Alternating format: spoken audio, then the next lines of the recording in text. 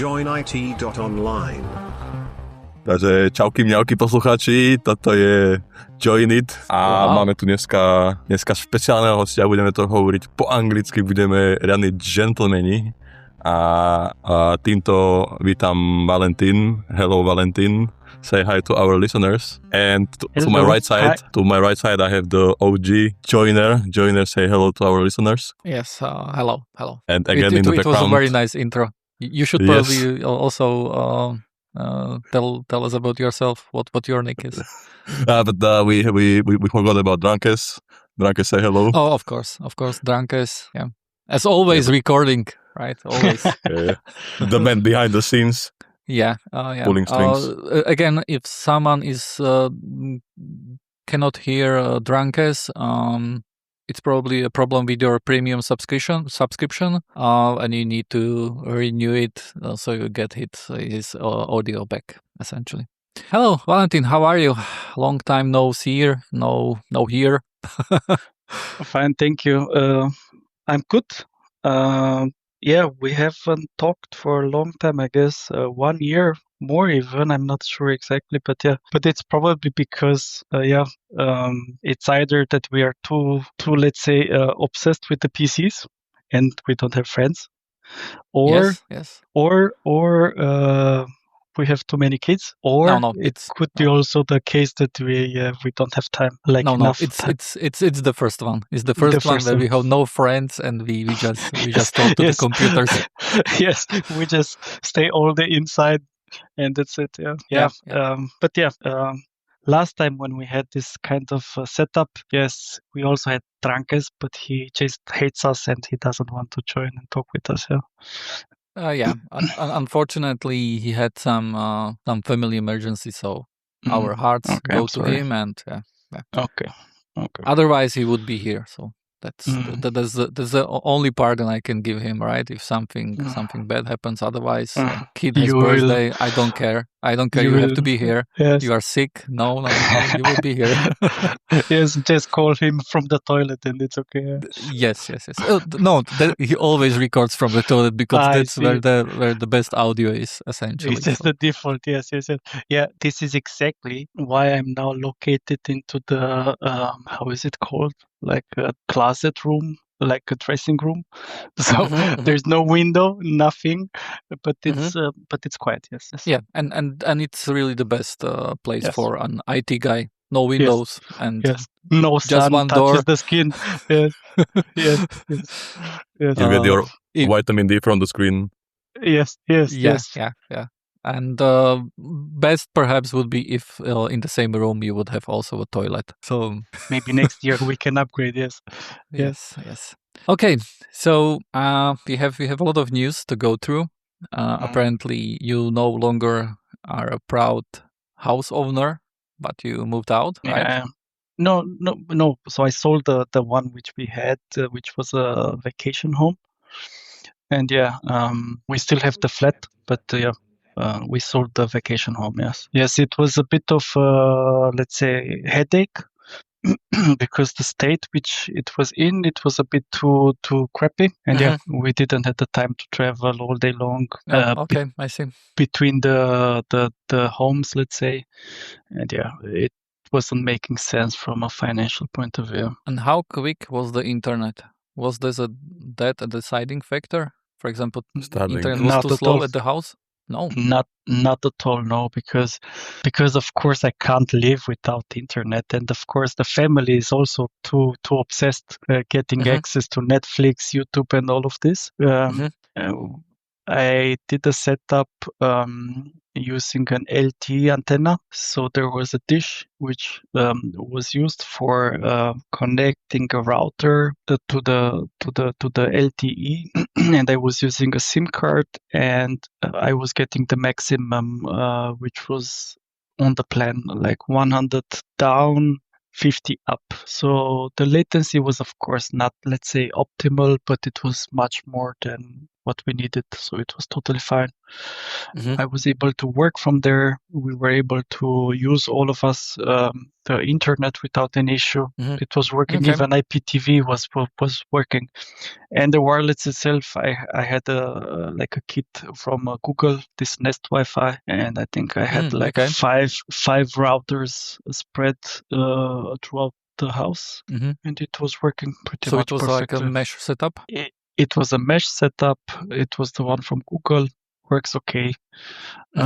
Yeah, we were using it really, really nice. So we even had IP cameras and stuff like this. There was no kind of issue. Mhm. Okay. Yeah, so so internet was really not a problem. Yeah, Mhm. let's say main issues were that you have, of course, maintenance which you have to do on the house and all of this kind of let's say actions, and we didn't have the time because traveling from Vienna to there, it was always taking like 1 hour, and No, right. Yeah. yeah, so back and forth, it's yeah, it's too much effort or too much time spent on this, and I was just drilling, I don't know, let's say once per month if this was the case, and it wasn't making, let's say, sense. Yeah. So the kids, of course, still liked it. Yeah. But Mhm. yeah, we were thinking that maybe we get something else in the future, which is either a bit closer or a bit maybe in a better shape. Yeah. Mhm. But And I didn't you think about moving there? No. No, the plan was never to move there. It was just to have it as a vacation home because once you work in Vienna, it's better to live in Vienna because the traveling will kill you. All the traffic jams, the time wasted on the car. Um, it's not making sense for me. But yeah, there are people, like a lot of people. I have just seen like a statistic yesterday. 1 million people are traveling to and from Vienna. So Vienna itself has 2 million people living inside, but 1 million is traveling all the time between their home and the city. Yeah. So which I find crazy. Yeah.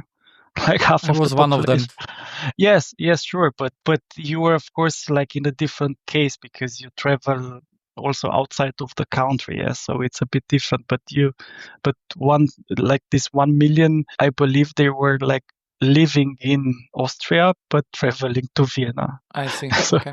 yeah, so it's a bit strange, but it's making sense, I guess, from, let's say, a capital point of view, because I guess all of these big cities are having this kind of use case. Yeah. I was just in Vienna this weekend, and I have to Mm. complain that the metro in Vienna, it's like there is no automatic doors, which I don't understand because you have to manually pull the lever. Which, I mean, for Ah, Vienna, what the hell? no, so you have the old ones and you have the new ones. The old ones where you have to pull the lever. That's the really old ones, yes, which you have to open them like that. The other ones, you usually just have to press the button. The red ones are the new ones, and the gray ones are the old ones. Oh, okay, but still, I Yeah. was very disappointed. Yes. No, so I also, there are, let's say, more minus points for the old ones because in the summer you don't have cooling. In the winter it's too much heat. So Mhm. you will hate them. But I'm not sure why they don't replace them, because yeah, I'm sure it's expensive to buy new ones, but it's a lot of people which are using them, and they're always full and stuff like this. So they should be able to change them. Yeah. So one question, which is better, according to you two guys, right? Is it metro in Bratislava or metro in Vienna? I don't know. Mhm. Okay. So I'm not sure if you have one in Bratislava. Okay, No. no. Okay, okay. But if you would have one, it would be probably newer, but for sure not better, No, because it's because the way you can move in Vienna with the subway and all of these connections, it's really good. Yeah, and Yeah. it's cheap.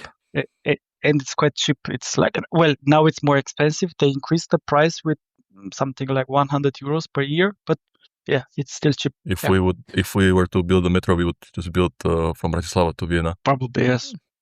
Well, the metro in Rožňava is quite good, actually. So from the name, I'm sure it doesn't even exist on the map. So. No, it's you don't know Rožňava. It's like Rome essentially, but better. All the roads lead to Rožňava. I'm sure you've heard that saying. Yeah. And Sure thing.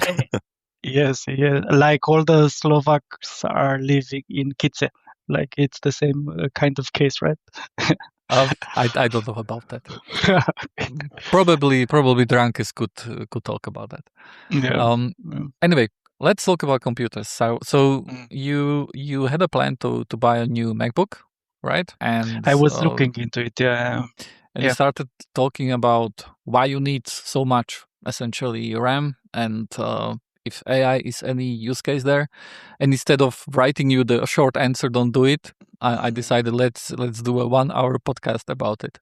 So basically, you were looking at M2 Max 46 gigabyte, or was it 128 gigabytes of RAM? I'm not. I was looking at M2 Max. I believe it was, yes, with 96. 96. Okay. Yes. So I've fallen into the same trap. I have M4 Max with 64 gigabytes of RAM, and I was really thinking about going 128 gigabytes of RAM, but I didn't go there because that would mean that I can run 70 billion large models, 70B, and that would be nice, but the performance would be under 10 tokens per second, and that's really slow, right? It's barely good for chatting, essentially. And right now, since you have agentic AIs, right, and the way you use those models is quite different. You don't chat anymore, or okay, you still chat. You can obviously chat with it, but a lot of the things go in the background, like reading files, right, and checking previous work, planning, and stuff like that. And essentially, if you have anything below 40 or 30 tokens per second, you are basically, you won't use it. Opus right now on OpenRouter is about 40 tokens per second. I think I was looking that up recently, and that's not a really quick model, right? But it's a model that you can reliably use. And the problem with self-hosted models is also twofold. So first one, you need performance for it, right? Which is something you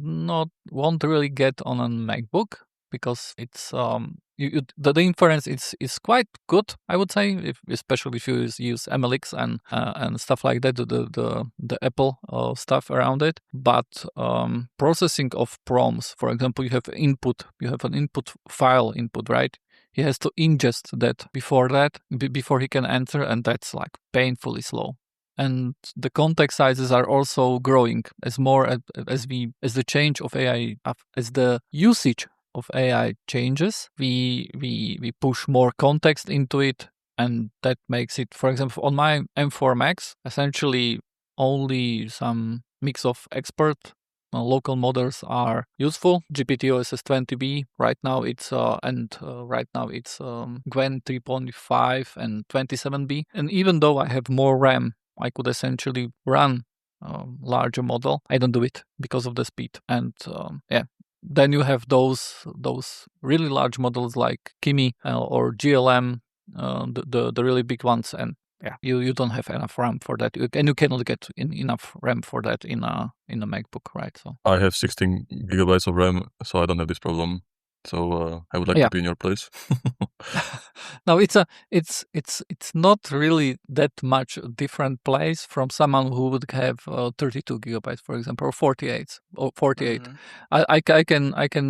I can put more context, right, into the model, but I'm more limited by the speed itself. And if you are looking about, I would like to play with it, right? I would like to train I would like to do anything that's not the base LLM, right? For example, if we are talking image generation, if we are talking local video generation, if we are talking audio generation, right? And I'm talking music, hey? It's you essentially have a lot of stuff that doesn't work at all because it requires NVIDIA or is painfully slow. Okay. Yeah. So first of all, like the disclaimer is that I'm a noob and I'm not, let's say, versed enough and experienced enough to really give out good opinions or feedback, but I'm interested because of multiple reasons into this, let's say, discussion regarding the AI models and so on. So I already have an M2 Max, right? It's with 16.4 gigs. And yes, it's like pretty much like you said, right? You can load these models into it. The problem is one, the loading. When you let's use some LM Studio, like the classic way, you put some model, you select the MLX variant, and yes, it will take some time. It will load and it will stay in there. But yes, I also feel that you pretty much hit the nail on the head. One, it's slow. Then the second thing is that nobody really uses it now in this way, like chatting with the AIs. They say, yeah, do this, do that, and so on. From what I have seen, you give it pretty much this spec file, or you give it an empty file and say, I want all of this stuff, do it like this, do it like that, and so on, and communicate then with some MCP servers, and yeah, do what I need. And afterwards, you will check it, you will, let's say, adapt it or go the next steps, and then you will end up with some result. But yes, when you need probably like a couple of agents or 3 or 4 agents working together, local, I guess, would be a problem for multiple points of view or multiple reasons. And this is why I activated the subscriptions for a couple of them so I can test them out to see how they would work. So I have Cloud Code, I have a ChatGPT, and I also have the Google one. And I'm trying to get an idea which one would work, let's say, for my use case. And then would there be any benefit going one or another? Like, because for now, for example, the ChatGPT one, which I have, it's the, I don't know, 20 euros per month one, the Pro version, I guess, or something. Then the Cloud one is also the Pro one, also 20 something per month. Yes. And the Google one is also, I think it's a bit cheaper. It's a bit cheaper, like 15 or something like this, but it's pretty much the same plan as they all are on the same level. What I have discussed with some people from work, from other parts, they all like pretty much Claude. They like pretty much all of them Claude Code. They say that that's the best, that's the most exact, the faster one when it comes to getting to the target which they put to these agents, because they say, okay, with ChatGPT, I have to go over the same stuff multiple times in order to get to the same result. And yeah, Google one seems like it's good for image or video generation, but not so good on the code side. But it's also like a constant race, right? Like they always someone will release like a new model, then the other ones are also doing this follow-up. So I guess now we're in the stage where it's like a race. Pretty much they will all of them catch up at some point, and unless someone really comes out with some crazy performance or crazy feature, you can't really say that, okay, that's the best or that's better than the other one. I guess it's just a time thing. Yeah, please. So I have like 2 questions, but let's start with the hardware. But you told me you have M2 chip? M2 Max, yes. And you're looking forward to buy another M2 Mac? No. I have this M2 Max 60. So it's a MacBook Pro 16. It's with M2 Max 64 gigs, and I was looking into the newer stuff because now we even have M5, right? So M5 I'm That's not a new, that's a sure. Yeah, newest, yeah. yeah. So I don't need, let's say, a new one. I don't need more memory. I guess it's just something messed up with my brain, and this is why I always have this need of looking to some newer laptop or whatever. I'm not sure why. I guess I'm just messed up. But but to answer the question from Journer related to the amount of RAM, yeah, I also don't believe you need more than 16, to be honest. Because even if you say, I want to run containers, I want to run what, it's not a good idea from the beginning. So just get a tiny PC, whatever, put a Kubernetes cluster on it, put a Proxmox on it, deploy K3s, and you're much more safer and better than doing it locally. Of course, locally will also work because you have it there. It's okay, but yeah. But then yeah, go. yeah, because I was looking at the MacBook, because if you go on the Apple website, you can compare the models. And Yes. honestly, I have M1 and I'm looking at the Yes. M5, and honestly, there is like the performance or the spec difference is not that big. I think it's like just 20 or 30% better. And so I think if you have three models, as you said, you have GPT, Claude, and Gemini. Yeah. You can just buy MacBook. You can buy what is the box? Mac Mini. Mac Mini, Yeah. and then you can maybe cancel to subscription, and it will subscriptions, and it will pay for itself if you want to play like with the agentic coding or. I'm not sure. That so yeah, go. You can basically run those subscription on mobile, right? So Probably, yeah. that's not where the limitation is. But for example, if you wanna play with it, do some reinforcement learning or training yourself, creating LoRa's or whatever, right? Then you essentially need something stronger, and that's where very good hardware could come in, right? But that good hardware is probably still an NVIDIA card and not a MacBook. You can do something, but I'm really feeling quite limited. But by what can I do and how stable it is at the end, right? For example, I found some workflow on how to do some, reinforcement learning and stuff like that, and learning your own LLMs. That's quite good. But essentially, if you go outside of it and you tried some image generation or video generation or audio generation, that's mostly where you fail. And you also fail on some LLMs. If you want to be really specific about the way you train, you are also limited there, but not in a way that you cannot learn, right? You can still learn stuff around transformers, essentially. But this is a good point, what you mentioned now. So, for example, I have a use case where I would like to train a model. It's for, let's say, so I can go in some details. To make the long story short, is that, for example, my parents are suffering from memory loss. Yeah, so they are. My father had a stroke, and my mother has some issues because she has some degradation of her brain, and they are suffering from memory loss. Yeah, and I'm thinking of starting a project which would essentially help people with memory issues because of medical reasons, or actually like genetic also reasons, or they would like pretty much to improve, let's say, their memory capacity from a point of view of retention and building, let's say, a more flexible memory, right? Okay. And I would like to be able to train, let's say, a model which is pretty much just focused on this. Yeah. So this is one of my goals. And I was looking, okay, what would this require, right? And this is why this NVIDIA route is probably the one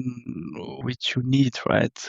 In order to go and say, okay, we start training this model and we come up with the stable one, and you put it in an app, and then you go probably the mobile route, because if you go the PC route, not so people usually after a specific age are not so keen on using a PC. This is just my opinion, but the phone is usually more available or more spread than a PC. Yeah. So yeah. So in exact this case, I'm interested to see what would this actually entail to, like, how much money do I actually need, let's say, to invest? Do I need to buy to build a PC or a server or whatever with, I don't know, 5 cards, 4 cards, 1 card? I'm not sure what this would actually be, let's say, needing. Yeah, depends on what you want, right? If you want to train model from the start, you are like limited to, let's say, 250 M. That's a million, not billion, right? If you want to do really something, and at that scale, that's basically not good even for summarization. That there are better free models on OpenRouter that are essentially always free.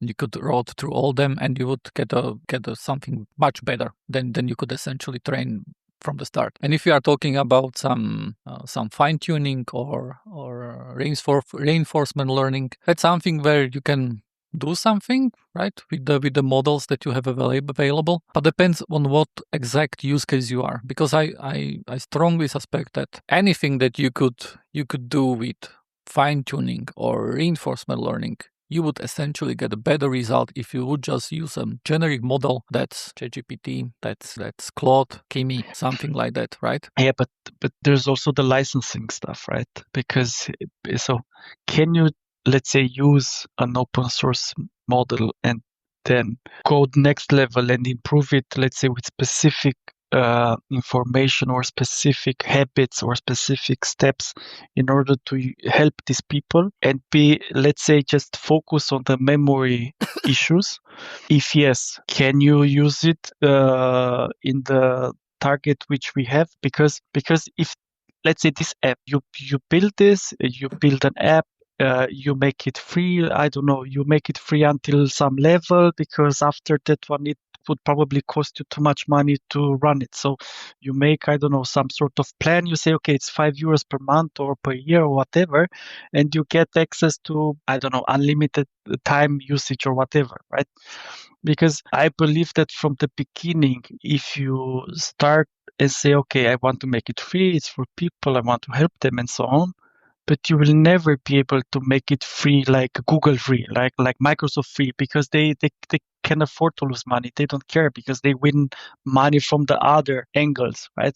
But you as a one-man show or a company, you will never be able to keep it free because the economics are not going to work out. So yes, can you use one of these models in this kind of way? Depends on what because you are saying something to help with memory.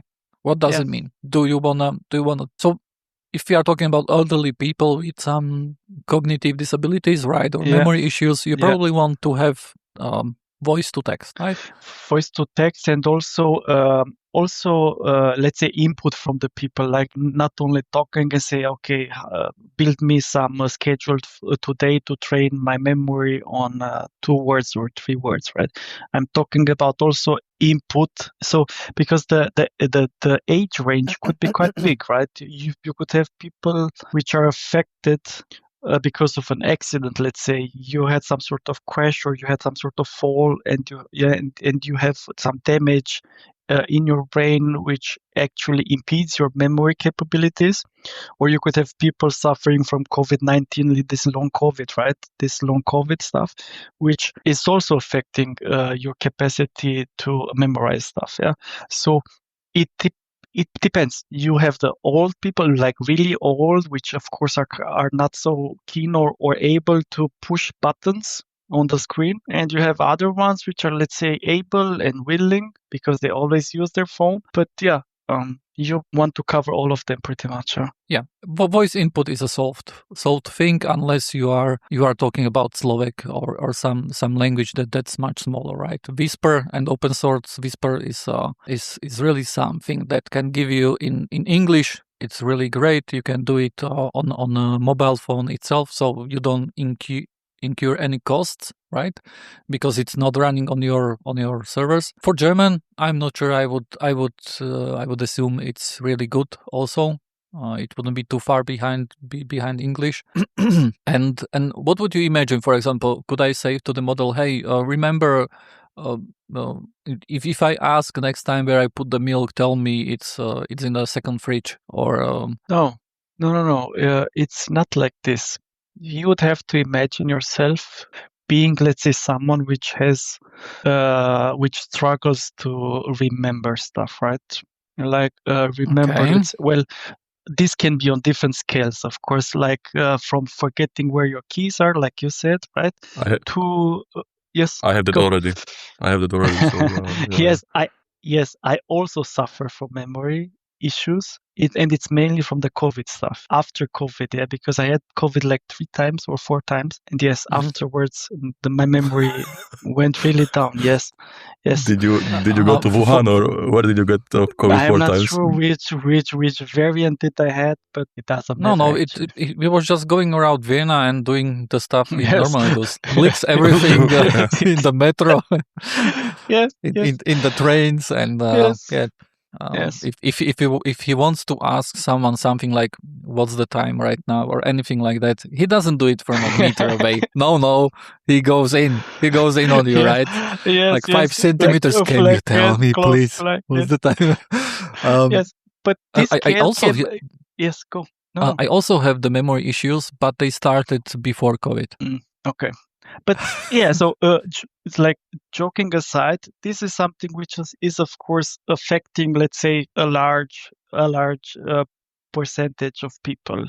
Some because of, let's say, distractions, some because of medical reasons, depends, right? But on this scale, like I said, something like I always forget where I leave the keys, to the scale of like I forget the name of my kids. Right. It can be quite drastic. Yeah. And this would be, let's say, if you go into the app, it pretty much will build a profile based on the initial input which you will give it and based on the interaction which you will have with the app. But the main target of the app is to build you like some sort of schedules daily, or depends how much you want to use it and so on. And from there, building you some sort of habits which will also help you to to have a stronger memory, to have a more flexible one, to be able to recover from something which you believe you forgot and so on. Because from the research which I did until now on this topic, it's not that you actually, let's say, forget where you left something or where you put something or so. It's actually buried under, let's say, some other levels which you are of course always replacing, because your brain tends to replace actions and items which you stored in order to, of course, keep something fresh which you are doing right now. Yeah. And yeah, so these habits and these schedules which you are working with this app daily, the target would be to make you more resistant, let's say, to forgetting, in quotes, these things, and also have a faster response on getting the memories from deep down the brain. Yeah.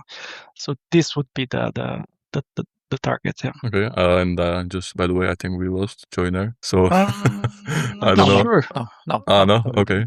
So, but if I can go back a little bit, like still about the subscriptions, because I just like my subscription to Gemini just expired last Friday, and I also wrote down, or I wrote to the Discord, like which subscription should I take, and I was essentially thinking about Kimi, Gemini, Claude, and GPT, but I would like to exclude GPT or OpenAI because of the latest news that they are going to collaborate with the Pentagon. So for me, that's a hard pass. So I would like to exclude GPT for any, or OpenAI in any further, discussions. So I am thinking about Gemini or Claude. And my problem was that I would like to work with like some agentic stuff. And I need some cheap tokens. So I am thinking about Claude or Gemini. So I don't know, what do you think? Like, which should I, since you have all three, or maybe all two, Claude and Gemini, what do you think?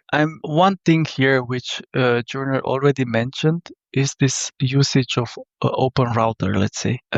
because Claude. So most of the people which I discussed with, they say, don't use open code, let's say, right? They use a Claude code directly because that doesn't go over the API, whatever, and the usage doesn't counts against the API. And the open code would actually call the APIs, right? Because they did some changes, if I understood correctly, in Claude in order to, let's say, limit the usage of third-party tools instead of going the cloud code route, yeah. And then some other ones are also saying that cloud code is much better than open code. Some are saying no, open code is quite cool. They like it. They like the interface, the shortcuts, and so on. So yeah, I'm not sure exactly, but why would you actually use Open Router via open code, I suppose, right?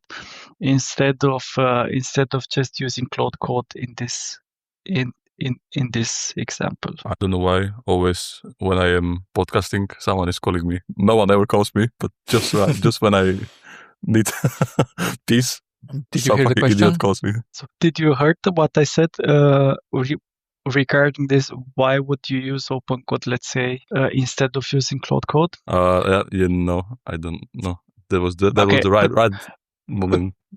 Do you go via the CLI? Do you go to Gemini via this anti-gravity stuff which they have? This No. I guess VS Code fork which they have. No. How do you use it? Like through Gemini. We lost you. You're muted. We cannot hear you. I go to Gemini.com, like through browser, not. Okay. Yeah, that's the first thing, right? You need to stop. But the problem is that the thing is, I for example, I had the $200 Cloud Code for 1 month. Now I'm on the $200 ChatGPT. Whoa.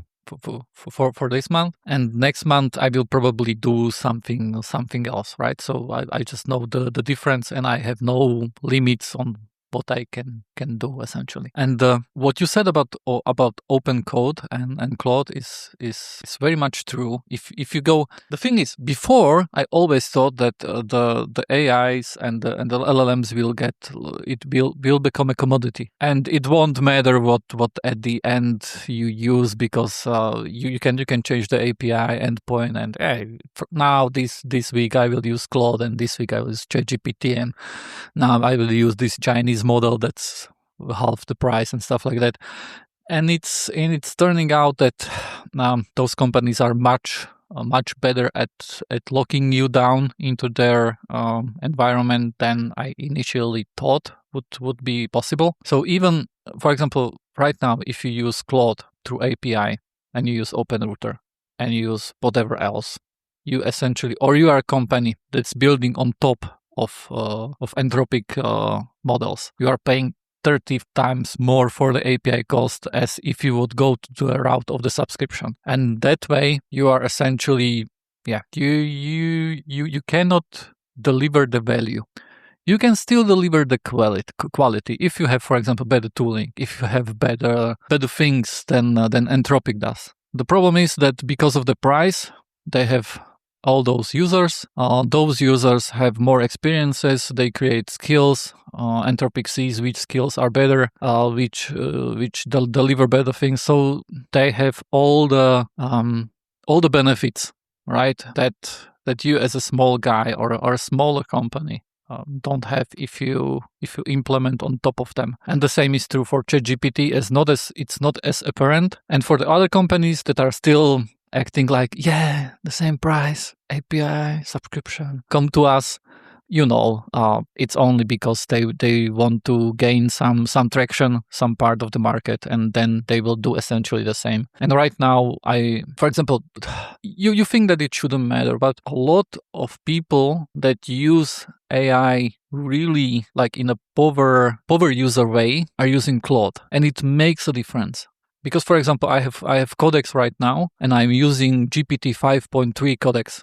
And it's like, I would say the model itself, it's Opus level. Not on everything, but on a lot of things, I would say sometimes it's better than Claude Opus 4.6, sometimes it's worse. But the things around it, for example, there is a really a really famous thing that most of the Claude Code users use, and that's called superpowers. And you also have superpowers for codecs, and I use it in codecs. The model starts behaving in such a way that it delivers only scaffolding. I tell it, create me a web page of this and this, right? So you have a tab, and the tab can be a terminal or a web view, right? Created this app. It created a web page which was all blank white. There were just buttons. The HTML, no changes there. It was just those buttons, and you You're could talking press about them. GPT, right? Yes. Yeah. Okay. So I had the same issue when I was doing the Joinit chat app. Yeah. So this is what you get if you use some tools that are working perfectly with Claude Code, and you get much bigger value out of them. But in Codex, I don't know, people don't use it that way. They use planning and then don't use any skills on top of that. And you are limited by that. And because people are not using it in such a power user way, and there are not as many users, nothing like superpowers comes out of it. But I have like a small question for Joiner. Since you have the most expensive GPT subscription, the one for 200, I don't know, euros or dollars, can you maybe share your API key with me, or I would There like is to... no API key. No? I can definitely share at the end when I'm no longer using the ChatGPT web, because I'm asking questions also through ChatGPT, their application, and that's where you gain also the access to those questions and to those memories, which are private. At the end, I will have only, I don't know, 5 days left. I will delete all that. Just as I was leaving Claude, I did the same. I will delete everything, and then you can, for example, go in and use Codex CLI and try it. Yeah, that we can do. And so maybe if I also reflect on what you said earlier, so it's better the Open Router offers some subscription, or no, you get on Open Router or on Cursor, on everything. You get the added benefit is that you have multiple models. Yeah. It's not the added value that you get more tokens because you don't, right? But I mean, like, if I want to use like multiple models, so how does it manage the cost of API or something? I know the models are free, but all models are free on Open Router, or no? No, not at all. You have all those models. You have Claude 6.4.6, but you also have some free ones. Essentially, the best you can do is, for example, if there are some new models that they want to promote, you can use them. There was Grok for Fast, for example, for a long time. There was also the code variant from that free on, I think it was not through OpenRouter, but on Kilocode, I think. So there are options. Yeah. I will be back in 5 minutes. Sorry, guys. The host of the podcast will be back in 5 minutes. Yeah, but because you actually said this, so in my case, it's making sense. So it's making most of the sense to pay this high amounts per month when you have the CLI, right? Because if you just go the chat route and ask stuff, it's not making any sense to pay so much. But if you have some sort of CLI or tool which you integrate with, then of course you get the most benefit. Because I also have colleagues from work, for example, which are paying like this 200 per month, right? Which for me personally, I find it as a large sum for, let's say, just for chat usage. But okay, but for chat usage, yes. But if you maybe like now work with agents and you want to be like, you are the power user, then, and you are working, so then maybe it's not like the worst use of the money. Yeah. I think it's good that you have, let's say, all of these different types of access to it. Like you have the CLI, like you have the chat, like the web interface. But you really need also like this good CLI in order to really get the most out of it. Like he was saying, okay, Codex is not so good because of this missing extra features like the superpowers, or the skills. I haven't used yet these skills, but I have seen that people are building skills. But I have also seen that you have now also security related issues with the skills. You have to be careful what those skills are executing, what they are doing in order to understand if it could pose like a problem, right?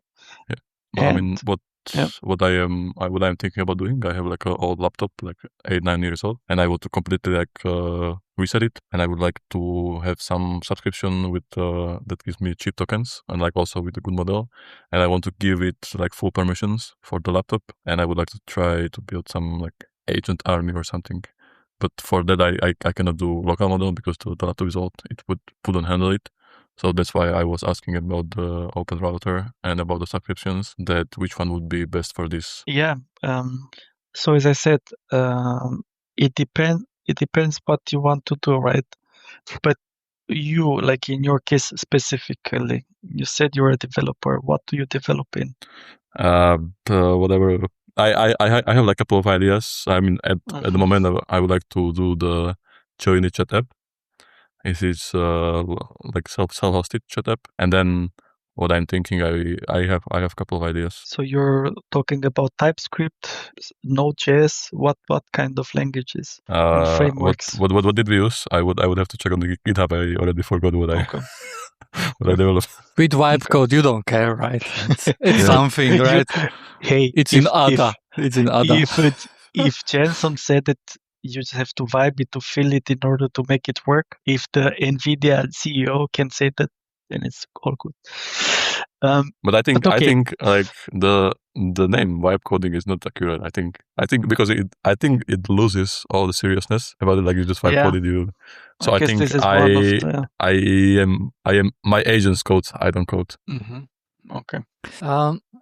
I feel it should be the value of software that you can do through vibe code and then you do through vibe code is, even though it might be more useful than a real code, I think the value is lower because of the way you got to it. And if you got to it in some way through vibe coding, someone else can do it, and it's not that much skill needed to be created, right? And at that point, I strongly feel it's not worth as much because I'm not saying anyone, but a lot of people can do it, right? And a lot of people can do it better. But do you care about that?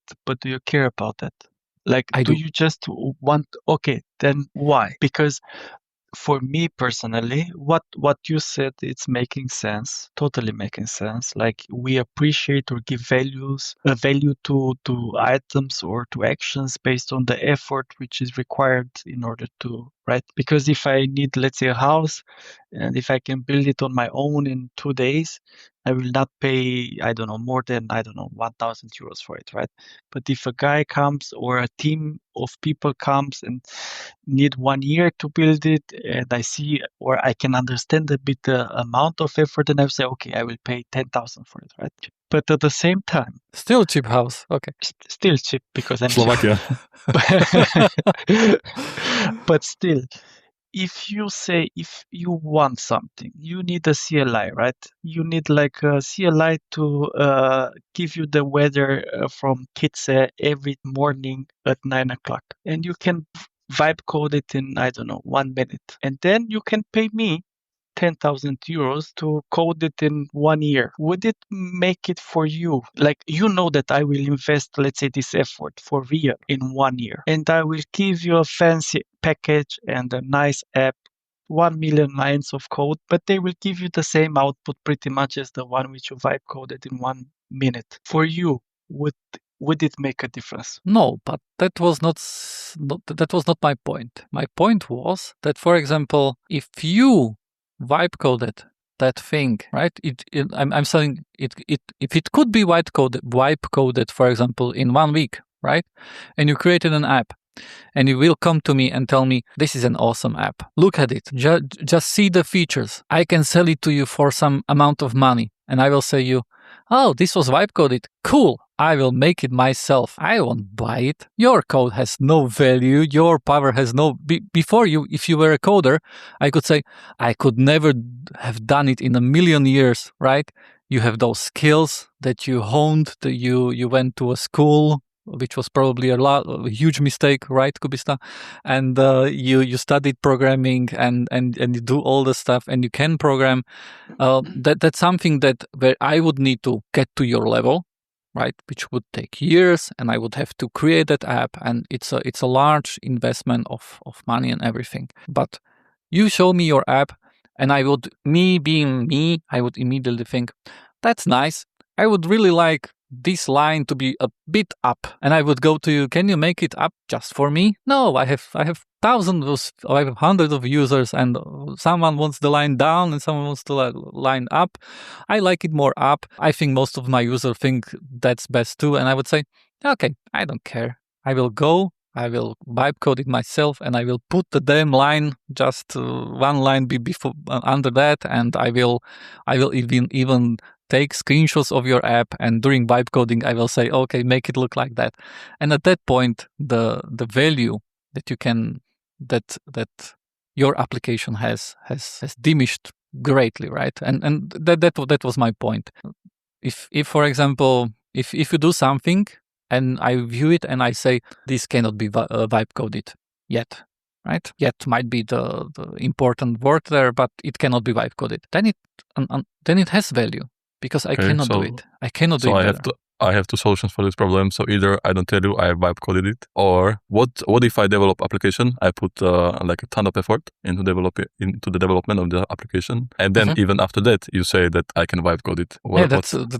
That's unfortunate. You shouldn't be coding. I don't think there are a lot of things. No, I really think there is a lot of things that you should no longer code. I think there are a lot of things that you should just vibe code, and it doesn't matter. But those are some simple things that are not critical. That if as I said last time, if I went around and created a script that was cleaning up images in a registry, right, which were used in production, it would be really painful if something would be missing, which is still needed in production. I would need to go and build it for 2 hours, and I would have 2 hours downtime.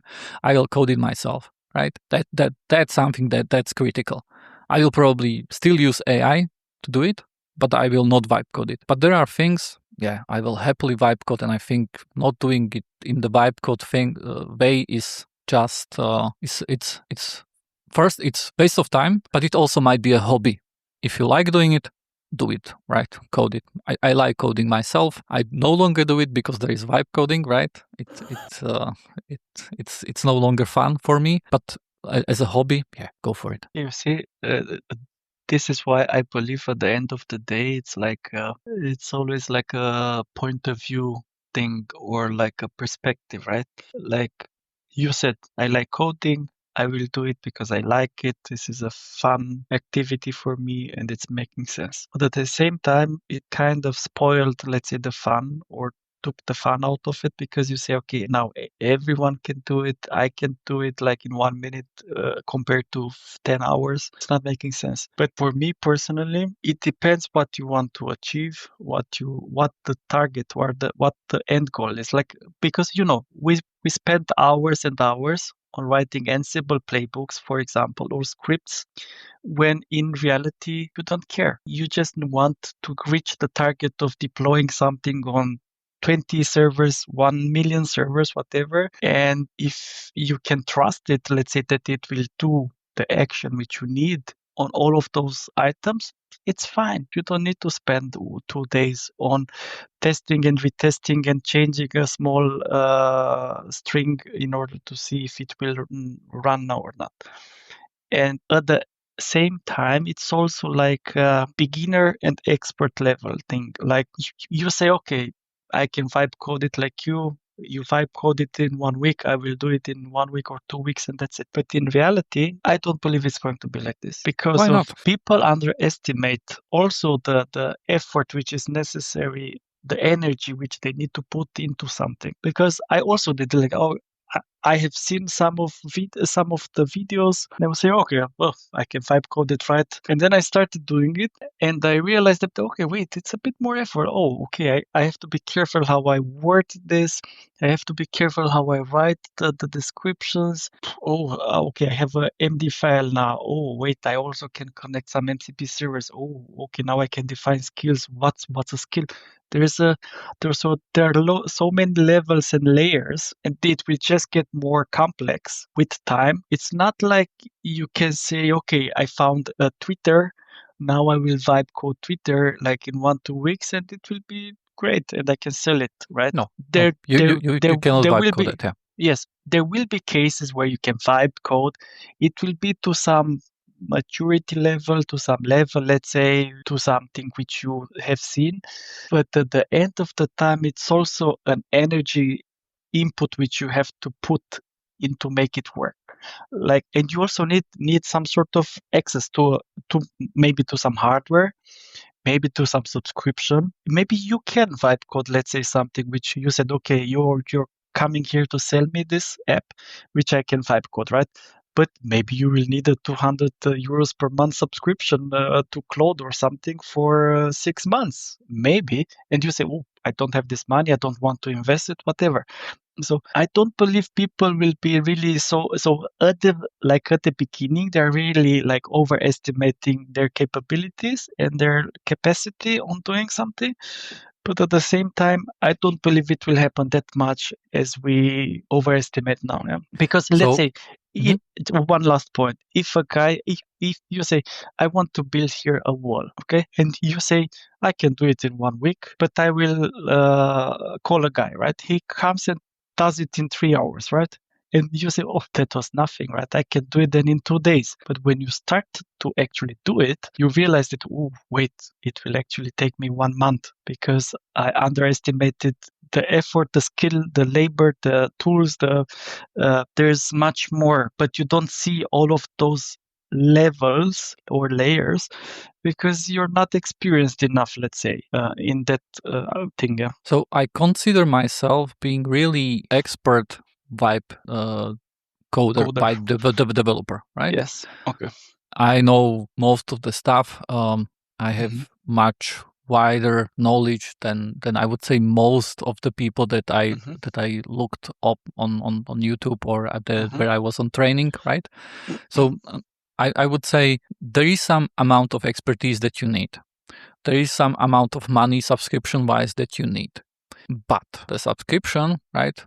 I will have it because I need it for my work. I will need it because I have other small apps that I would like to use, that I would like to have. And adding your app at the end of it, right, is just another project where I have to see, okay, oh, so I see here is a highlight on this window.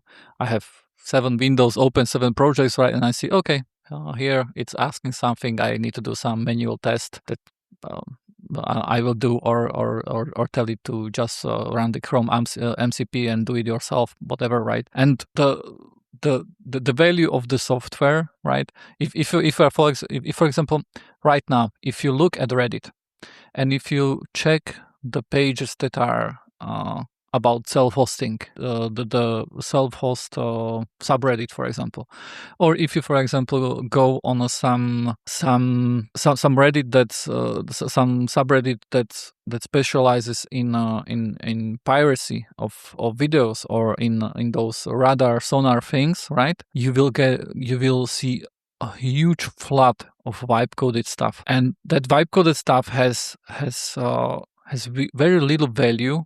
Besides, for that person who created it, it could be the best thing in the world, right? But for me, I see an unknown developer creating a project. I don't know how long he will do it, right?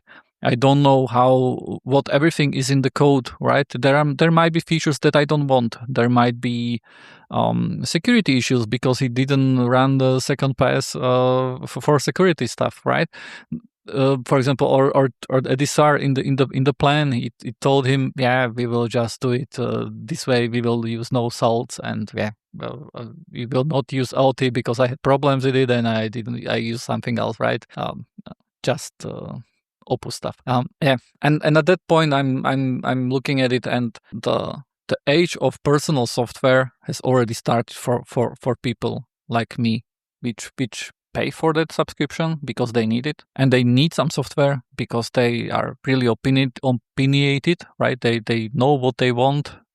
Sometimes when I wipe out something, I, for example, created a browser which had folders, and there were also smart folders, and those smart folders would have like something like SQL syntax.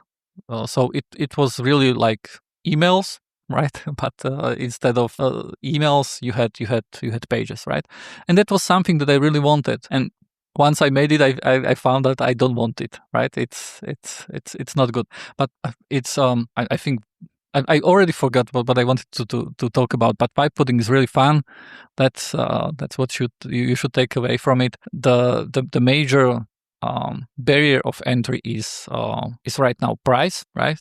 Because if you have those 20 euros model, the 20 euros subscriptions, you can with Opus. Sometimes I've heard stories that people couldn't go through the planning phase because during the planning phase, the subscription run out, right? So yeah, it's like But that.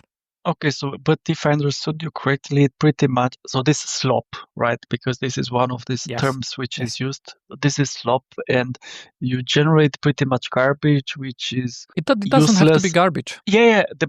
But it's like, well, so it's not garbage like you said. It's valuable for the creator, for the person which does it. But for 99, let's say, percent or 90% of the people, rest of the people, it's garbage, or they would consider it, let's say, useless to some extent, right? No, Or it not could be enough value. it could be it could be useful for me. It could be useful for me, but when I see it and I see, okay, it was created 2 months ago. The first commit was huge, right? I smell AI. I see the AI things in it. I immediately say, no, it's a new application. You are a new developer. You have no history of supporting your project, right? If something breaks, if you did something incorrectly, where is I don't trust you. It's a thing of trust, and I trust myself. So if I see something that was vibe coded, I know I can vibe code it too because I'm using the best model, right? We have all the same harnesses. We have essentially the same skills. Everything. Everyone has some custom shit, right? But it's yeah, but it's not a big deal. I believe you're not in the, let's say, in the majority. You're not in the majority category of people. You are probably like you said at like this 1%, 5%, whatever of the peoples which are really know what it in what it means, what how they can do it, they will do it. And for you it's just a choice, like from the point of, okay, do I have the time and the fun now, the energy just to vibe code it myself, or is it cheap enough to buy it and that's it, I don't care. For you, I guess it's something like this. But if you have the time, if you have the money, it's not going to generate cost for you because you already pay for it. You don't, it's nothing, it's just a copy paste what you said pretty much and some change and execute. Then yes, then of course you will probably never pay for it because you know you can do it in 5 minutes, 10 minutes, 1 hour, and it's okay. And from what you said, I believe it's also like cultural thing, some of this, like, because we're used to, like, we're also old enough to know a bit what it means, let's say, to create software. We did school, we went to computer science, we know, okay, wait, well, not you, me. But Exactly. but I went to the university, I did computer science, I did operating systems, I did programming languages, I did logic, I did, like, you start, then, like, your brain is saying, wait, don't, this is a hard problem, right? You see a piece of software and say, oh, wait, you're thinking already, okay, I need to build it, I need to compile it, I need to build classes, I need to build functions and so on. And which, of course, now you still have to do it, but you don't do it yourself. And this is why you say, okay, wait, this is not so much effort anymore. But when we started programming and we're thinking, oh, Pascal, FoxPro, C++, Java, whatever, and it was much more painful, let's say, to learn a language and then to switch, to look at architecture patterns and to look at, let's say, the good ways of programming and so on. So now it's different. But for most of the people which are not programmers themselves, and will never be, they don't care, in my opinion. They will never care how you wrote the function, who wrote it, is it coming from AI, is it coming from you? They don't care. This is just my opinion, but this is what I feel. Because as I said, if the entry now is really low and you can just ask for something and get it, maybe you don't care if it's written nicely, if it's secure, if it's really following the best practices or not, and you will get it anyway better than a guy in India which just started his profile on freelancer.com like last week. Yeah, so maybe you don't care if it's AI generated or not. But yeah, now I care only from one standpoint, and that's if someone else vibe coded it, I can vibe code it too. And Yeah. it won't take me 5 minutes, but it's a background task that you have to check once from one right. You do the planning, which I find fun, right? Where you plan how things should look. You do the version 1. You read the first plan. I'm only reading the first plan. Okay. And then you execute it. You view it. You do few remarks here and there. Change this, change that, and yeah, let's go to version 1.5. And at that point, I'm no longer reading the plans. I'm just vibe coding really. And the thing is, I don't mind if something is vibe coded. I just don't think you can. You either have the trust of people like me, of IT professionals like you, right, where you have a name and you can say, okay, if for example you would vibe code something and you would show me for free, right? We still right now we are talking about free. You would tell me this is a good project. I vibe coded it, and I would say, okay, cool, thanks, and I would use it. Right, I would have no quarrels about it. But if it's someone I don't know if he's being, if he supports it, what choices did he make? Right, I don't trust it. Basically, on the simple thing that is vibe coded, and I will try and will trust myself better to do it. If it's a real code and that single developer was working on it for 2 years or 3 years, okay. You put the effort in. You have my attention. Right now, I'm believing you are in that project to stay, essentially, and I can trust that you will not drop it like a hot potato 1 week later. And that's something that we also see on Reddit, the self-hosted. There was a guy who came. He had nice vibe coded thing. I don't know what it was, unfortunately anymore. But a lot of people jumped on it. He created his own subreddit. He had a community around him, and then some guy came in and did the basic thing that I would do at the first, right? He just did a /security review on some of the PRs, right? And all nasty stuff showed up, and how you can get essentially API calls extraction without authorization and stuff like that. Really nasty stuff. And that guy disappeared, right? And it's I think it's that's the problem right now with vibe coded things, and I don't think it will get better. I think it will get worse, because I think the barrier of entry right now, you still need skill, and I think there is still difference between beginner vibe coder and an expert vibe coder. But I don't think it's such a large difference than it's between a non-coder, coder, or expert coder, right? Those are huge steps that you have to make, and they are made much smaller thanks to AI. And right now we still talk like my mom won't be creating an app with AI. Right? She won't be doing that. But if you are talking 10 years in the future, what's an app? It right? could be, yeah. It could be like, hey, ChatGPT, please. No, not ChatGPT. Hey, Mistral, because Mistral will win. I'm sure of it. A European company. Hey, Mistral. I wanna. I don't know what. I wanna every evening. I wanna see the new series. And the series just doesn't come out anymore. So create me a new series based on that series, and I will watch it forever. And I also want an app where I feed my dog, and it does those things, right? And she won't use the word app. There won't be an app, perhaps, right? So that might be the future, but that's doom and gloom and also optimism and everything. Yeah, altogether. I also believe this app thing, yes, it will change, because it's something which we are currently using because of historical reasons, right? Like I said, we started into something which we inherited pretty much, right? Software is for us a legacy, let's say, term which we used and use for some time, and we're not the first ones which came up with these terms, right? With software, with application, with whatever. They came out of history and we moved further with them and so on. But it will probably change because people are the ones which dictate at the end of the day what's relevant or what's used or what should be used. Because even if we, let's say, as software developers or software passionates or nerds or whatever, like using apps, like using some terms or strings for something, it doesn't matter if we are like going to be in the 1% or 5% or 10%. Nobody will care pretty much because the mass or the majority is the one which is actually deciding.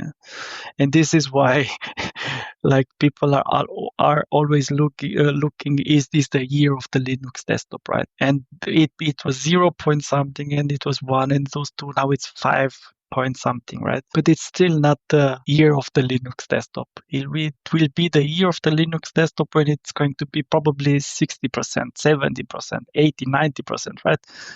So yeah, but to be honest, although I work in IT, I have, let's say, education which is based on the classical IT stack, and I really like IT and I like my job, and like at the same time I can see the let's say the fun in doing some of these vibe coding projects, right? Because you can say, okay, I just want to test like you did your browser, right? I just want to see if what would the browser look like and work like if I have this function into it. And you just vibe coded it, it worked. You realized quite fast, okay, it's just not making sense. I wouldn't go further with it, and you dropped it. But what would this take from an energy and time point of view to implement on your own, write it by hand, forking some project and then extending it, whatever, right? Much more effort. Of course. No one is arguing against it, right? So Vibe coding is much easier. And I think because it's easier, it inherently has less value. Yeah, true.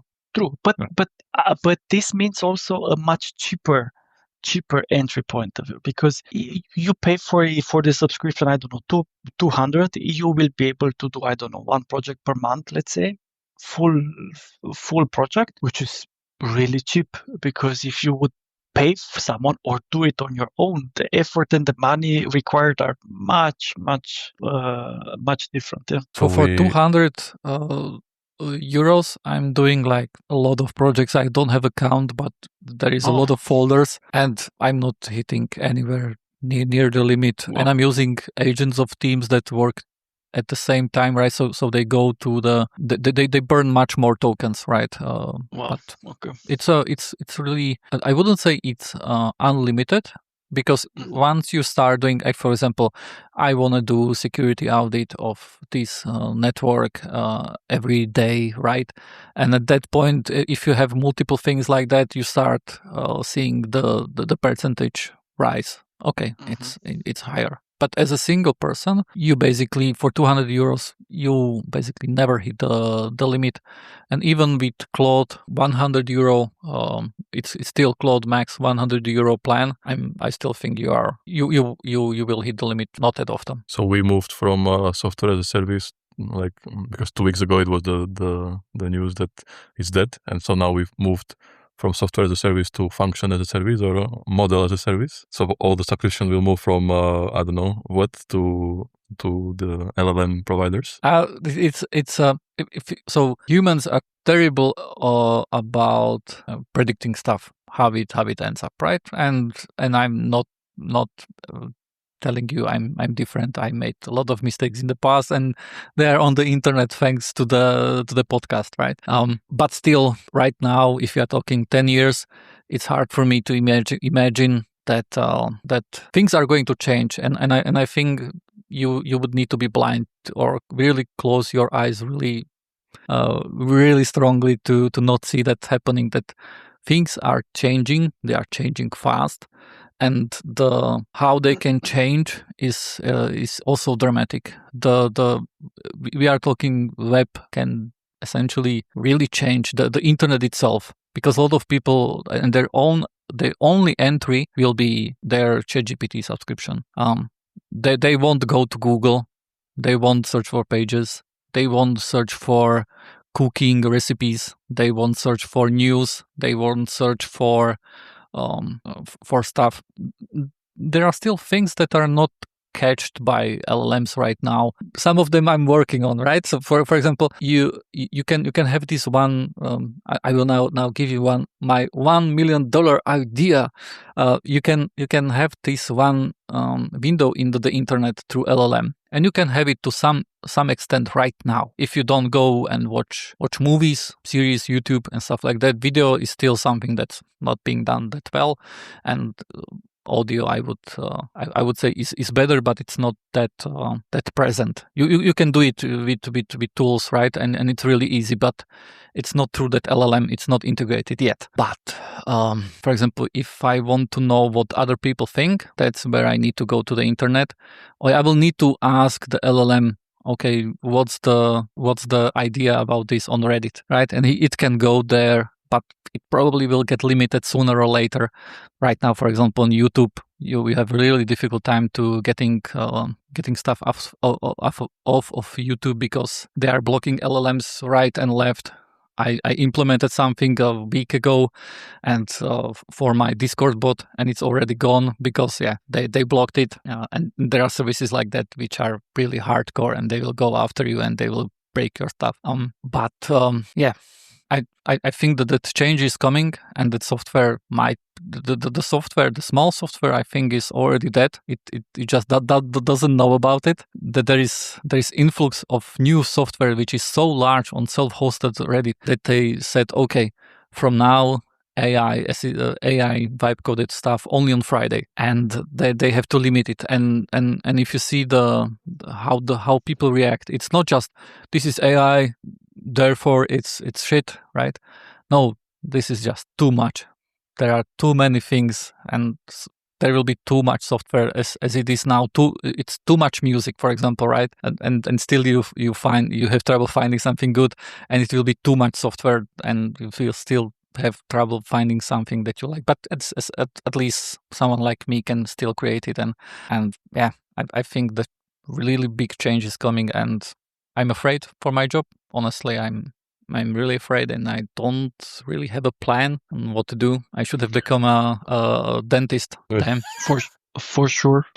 So some let's say points here. One, maybe you can share with us the setup which you have and show us how to do this, like in an expert way, like you are doing it. Because as I said, I have this project and I want to do it. It's not from a commercial point of view. It's as I said, for my parents first, and then of course other people which are affected from these memory issues. But I would like to do it, to learn how to do it in an expert way, because me as a one-man show, I will never be able to do this, to reach, let's say, the point for this app or model. And when I say, okay, this is good enough, I will now put it in beta or something like this. No, it's too much effort. I will not be able to do it. Yeah. And vibe coding, let's say, would probably be able to bring it closer to that point. Of course, the quality, as you said, probably will not be the best.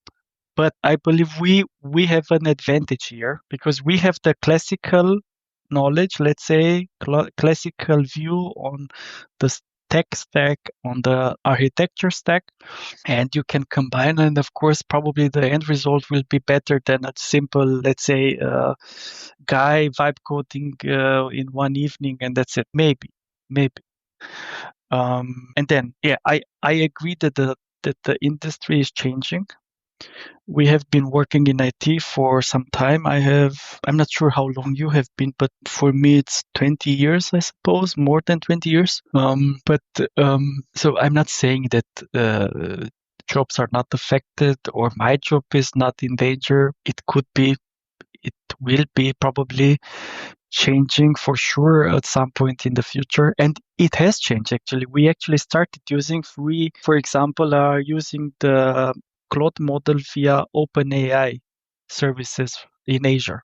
And we integrate via so you can do it via the open code, or you can do it via even the code, I guess, via Claude Code. And you can use the OpenAI APIs, and that's it. So this way you can use it in an enterprise way by generating subscriptions. So you could create subscriptions, you could do APIs in each of the subscription, and you could link the subscriptions and the APIs code per project. And this way you could see, okay, this project is, I don't know, consuming per month 20K, whatever. This money will be taken from the budget, which is allocated to this project, and that's it. What we would need probably to have a context switcher like you have for Kubernetes in order to switch between the projects, so that you will be able to switch between the API keys. So when you do diagrams, let's say Claude Code is really good at generating diagrams, like architecture diagrams. So instead of you spending a lot of time creating these diagrams and linking between the components and the integrations which are necessary for some systems, it could generate it quite fast, and it does a good job. So I can tell you this from first hand. So this is something which would take my job, let's say, right? But your job is much more complex than just some diagrams. This is one example, because you're going to say, okay, but this is the main. No, this is not the main. The main part. The main part is actually that you are an enabler for the projects which you're involved in. So if, for example, I go in some project and they say, okay, we want to do this, and what do we need, right? You will come up with all kind of, let's say, requirements which are going to be put, let's say, black and white. You're going to come out with analysis, which is very important to understand what might be some sort of technologies. Yes, this could be taken by AI, let's say. But then you also have the connections which are necessary between the teams, the people, and so on, in order to make sure that they are able to reach their release dates. So maybe you sound like some sort of manager at the same, like in this project, but you're actually like an enabler. Actually, you're going to act like a glue between all of these people and teams which are good at working small parts, but really bad when it comes to deliver projects. Yeah. So you will become a Scrum Master for your agents? No, actually not, because of the Scrum Master will be still there.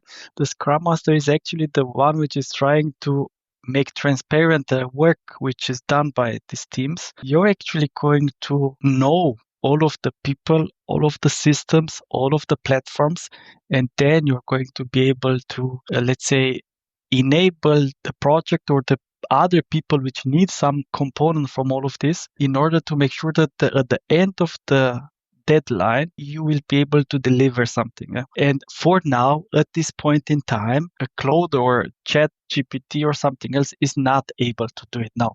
I'm not saying that it will not be able to do it, I don't know, in 1 month or 1 week, but at this moment in time, it's not. Yeah. But there is a high chance that it will. It will, but even if it did, so let's say it will, and I actually hope that it will, because maybe then I will have more time to use my brain for something else more interesting. Now, be careful what you wish for.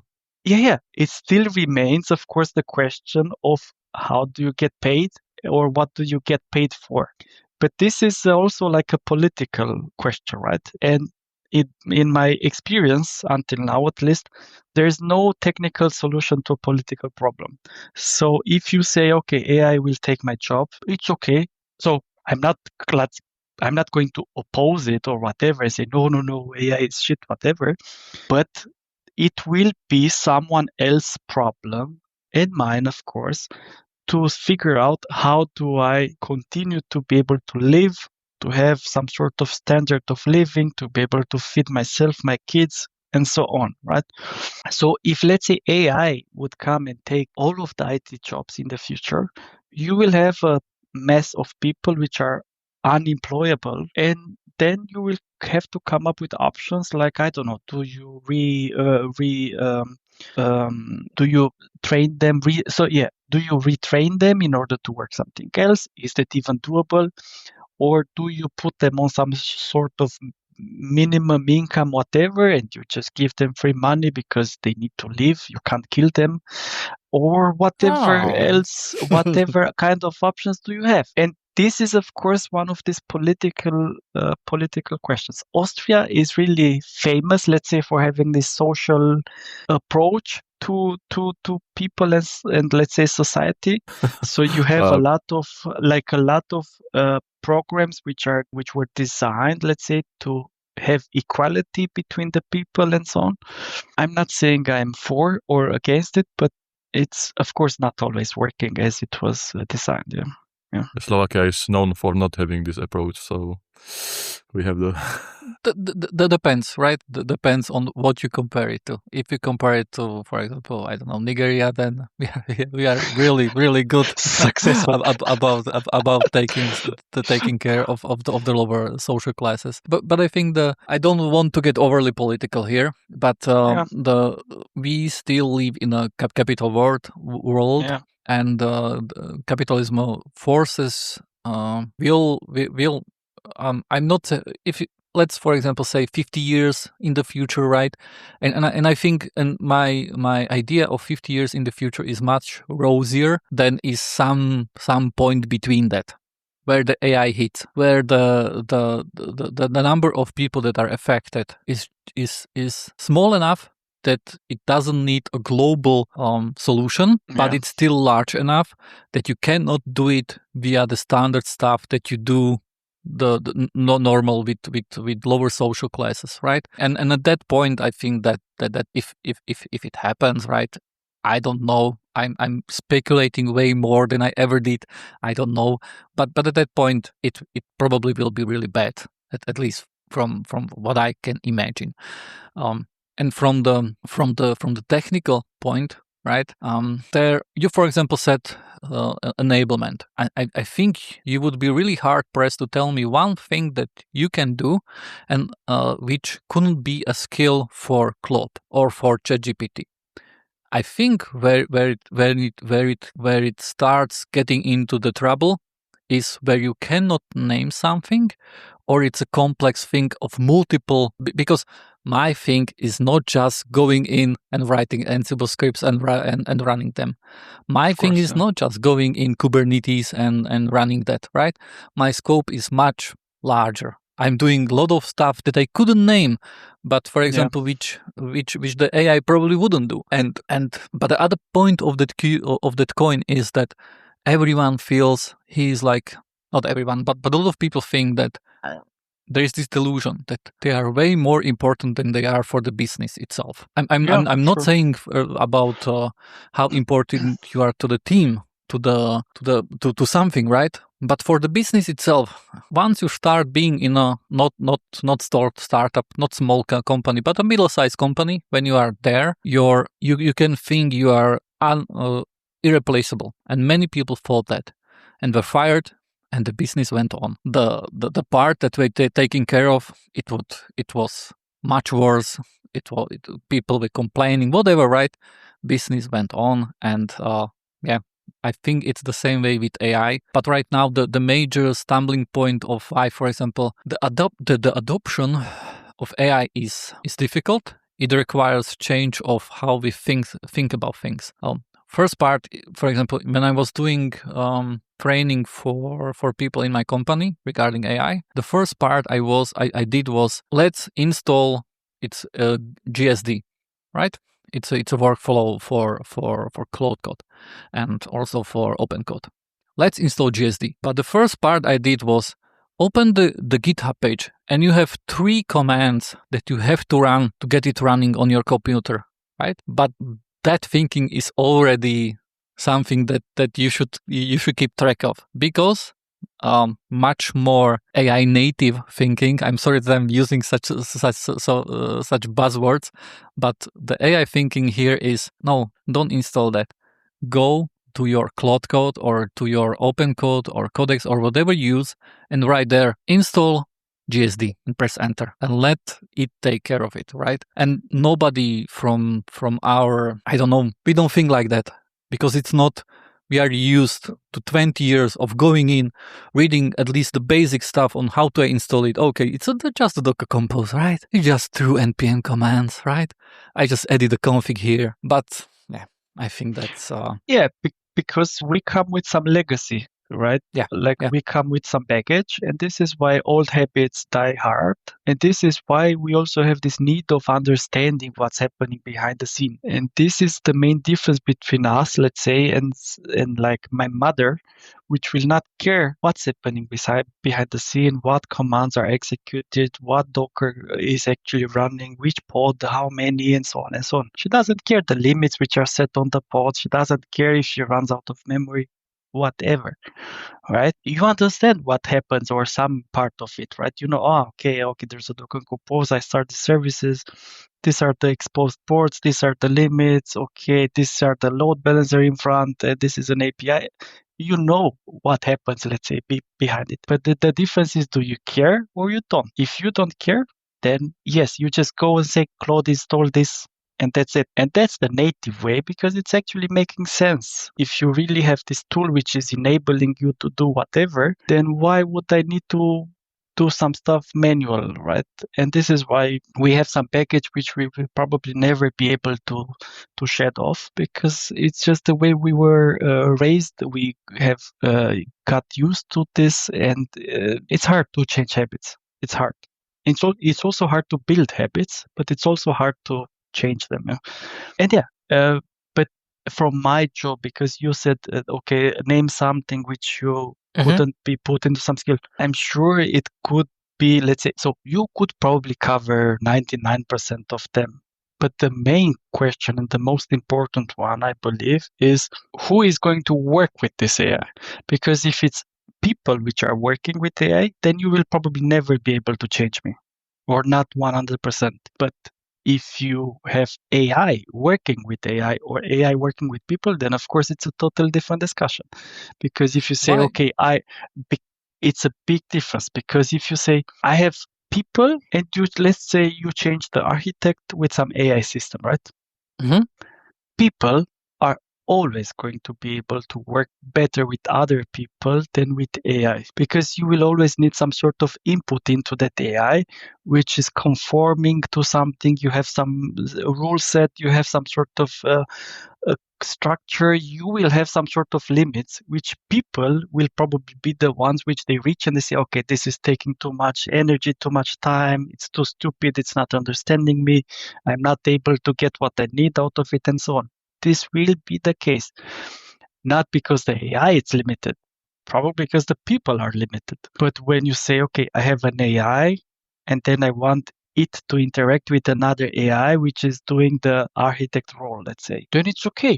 If you are able to make them work as you need, then it's totally fine. You can exclude me or you or whoever. But if you're going to have on the other end of the stick people, then no. I'm always going to be more efficient if I want to than the AI system which you try to put in place of me, because you can go in multiple ways and flavors on your work style, on your speed, on your approach, and so on. So this is what I believe, that this is what's going to be the deciding factor.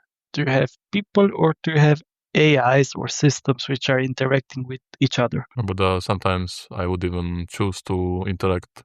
I would prefer to interact with the AI than maybe some asshole colleague, So yes, I agree. But there are so many angles to this problem. Like, you can say, okay, he's just an asshole, and yeah, I don't like working with him. But you can also have the other coin, the other face of the coin. Like, you have a good, let's say, colleague which you really like working with, and you learn from him or she, and you have a lot of benefits, let's say, also on the social side, because we are social animals, let's say, and you need this interaction. Even if you are okay working on your own, even if you say, okay, don't need anyone, this will just go for some time, for 1 week, 1 month, 1 year, 10 years. And then you're going to see that you've are facing issues because of this lack of interaction with people. Yeah, but then like maybe let's say for work you do most of it like with AI, but then if you want to socialize, it should be maybe something extra. Or let's say you are now so efficient that you don't need to work 8 hours a day, but you can do all the work in 7 hours. And so let's dedicate that last hour in the company for some social event or something. So that's also, but I don't think it's going to happen. That's because like different people have different social needs, I would say. Yeah. So many characters and personalities and so on. It's different. People are very different. But as I said, at the end of the day, it comes who do you work with, and then who do you give input to or output to, and it's going to be depending on that, because if you're working with AI all the time or most of the time, then yes, then you could probably also be replaced with AI at some point, because it will be more efficient, and that's it. But it's, for now at least, it's still one of the problems which is a bit tricky to change or to solve. And companies have tried doing this kind of stuff. Like you have this Salesforce, which, I don't know, fired most of their customer service reps, and then 6 months later or 3 months later, they realized, oh, it's not working that good, and we have to hire them back.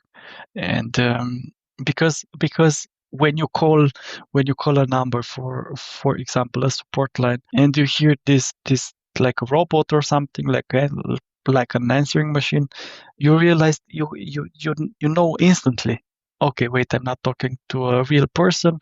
Okay, then you press some buttons and so on. And most of the times, if you're not able to describe to someone the problem which you have and what you want to receive in order to be resolved, it's not going to be a good experience, because it's just not.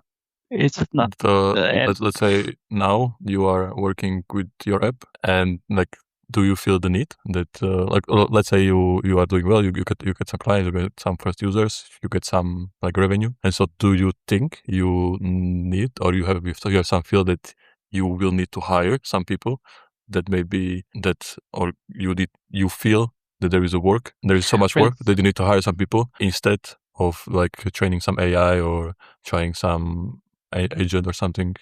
Well, I guess the wet dream of all of this one-man show, like entrepreneurs and developers, is to be able to do it all on their own, right? And not hire anyone, and have it as lean as possible, and be able to do it with agents and so on. But it depends what you actually do, right?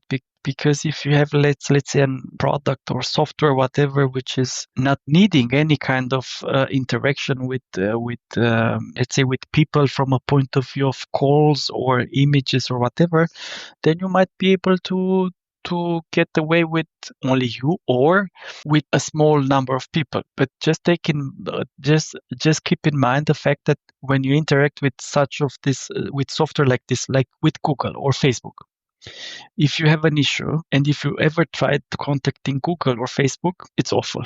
You were never able to do it. You end up into this 1,000 forms, 1,000 contact forms, whatever, and you're never able to chat with someone or call somewhere, because they make it impossible for you to reach them, and it never works out.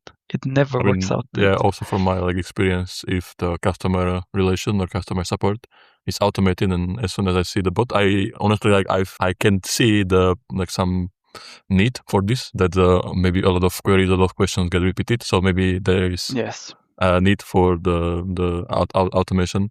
But still, also when I call someone or some organization and I hear the bot, I get not disgusted, but I get why I would like to hear a person, because you can foresee from the start that, oh, I'm going to have a hard time to get what I need, right? You know that based on experience but there was also this kind of mentality that, like at the beginning when this AI wave started, that customer service will be the first ones which they get kicked off, and they will be replaced and so on, which was of course stupid, and it's not the way it actually works out. But you see, people were under the impression that because, okay, customer service rep is somehow not so important or whatever they were thinking, then they were, okay, we can just put some AI in front and that's it, and we don't care, and customers will also don't care, which is not true. This is totally the opposite. Yeah. So yeah,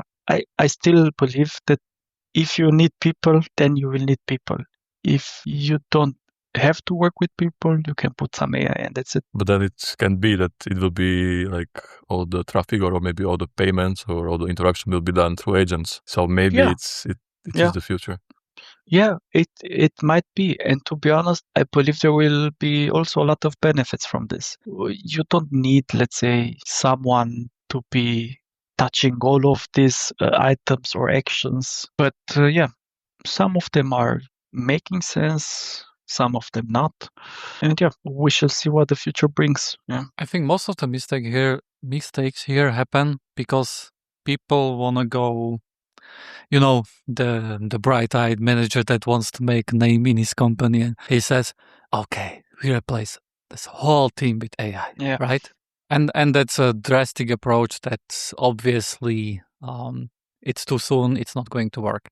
Yeah. Right now, what's reasonable from at least what I think is reasonable is pushing everyone to start working with AI. Yeah. And doing it like step by step, right? Right now, AI can replace me editing horrible, huge YAML Kubernetes files. I tell it what I need and it does it, right? I just scroll through it and say, okay, looks good. Then the next step comes, right? And I think it won't be like hey, you dear product owner, you are now gone, and here we will be. There will be AI which we'll call Paul, and this Paul will do everything. He will ask the customer for demands. He knows the business because he's an AI. Of course, he knows, and he will create Jira tickets for the developers, and developers will be next agents, and those will have different names. They will also be AIs. It won't be that. All right, but I think it's much more gradual and it's much more devious in that part that it's not, you don't see it immediately, right? You see that, okay, this what I did before by hand, it's already being done by AI, and you think it's just a tool. It's just a tool like any other tools that I used before. I don't have to do calculation on hand. I have the calculator. I don't have to draw something on the paper. I have Excel. Right? It's just a tool. But I think that there is a difference between those tools and using AI as a tool, because I think the things that the AI can do are much larger. It won't stop at the thing that you are using it for. I mean, it will stop if you want it, right? But the company that doesn't want it, it's much better than you because it can work 24/7. It's always in a good mood or it's always in the bad mood, whatever you want, right? And it obviously has issues. It obviously has hallucination. It can do horrible stuff. It can remove a database just as a human can, right? And if for example, I really like one benchmark that I like to follow, and that's how long can an AI do some human-related task or some human task before the error rate reaches 50%, right? So you are like, yeah, he will break it or not, 50-50, right? And it's always growing that time, right? And it's before it was like, I don't know, half an hour, right? And it was immediately, better don't do it at all. But it's growing, and if we don't, it of course could be. We reach a point at which AI won't get better anymore. Let's say this is the point right now where we are now. This is the best we get, right?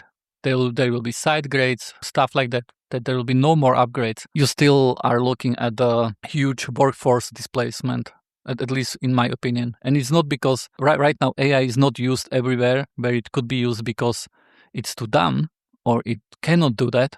It's because processes are not there yet. Our thinking is not there yet. Business processes, right?